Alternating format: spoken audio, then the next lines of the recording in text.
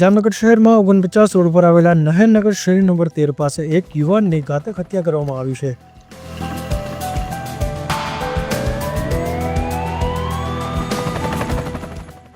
મળતી માહિતી મુજબ યુવકે પૂર્વ પત્ની સાથે પ્રેમ સંબંધ હોવાથી મન દુઃખના કારણે હત્યા નિપજાવી હોય તેવી પ્રાથમિક વિગતો સામે આવી રહી છે.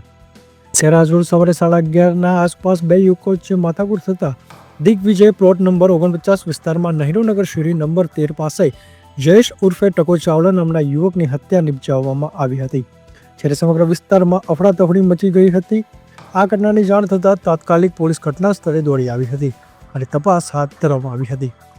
મૃતક યુવાનની બોડી જીજી હોસ્પિટલ લઈ જવામાં આવી હતી અને પોસ્ટમોર્ટમ કરવા માટે લઈ જવામાં આવી હતી. ઘટના સ્થળે પોલીસ દ્વારા ચુસ્ત પોલીસ બંદોબસ્ત ગોઠવી દેવામાં આવ્યો હતો. હોસ્પિટલ ખાતે અને ઉચ્ચ અધિકારીઓ ઘટના સ્થળે દોડી આવ્યા હતા અને હત્યા મામલે વધુ તપાસ હાથ ધરવામાં આવી રહી છે. બ્યુરો રિપોર્ટ સમય સંદેશ ન્યૂઝ, જામનગર.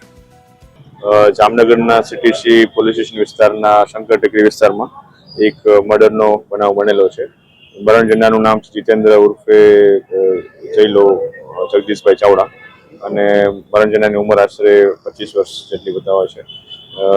કોઈ કારણોસર જે 49 દિગ્વિજય પ્લોટ જે મેઇન છે રોડ એ જગ્યાએ આજે બપોરે સવારના સમયે 11:30-12 વાગ્યા આસપાસ એનો બનાવ બનેલો છે અને હત્યાનું કારણ અને આગળની તપાસ ચાલુ છે.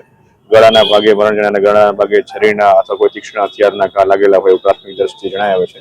પોસ્ટમોર્ટમની પ્રક્રિયા આગળ થનાર છે અને જે કોઈ પણ આમાં આરોપી હશે એને તાત્કાલિક પકડી પાડવામાં આવશે. એ બાબતની તપાસ હાલ ચાલુમાં છે.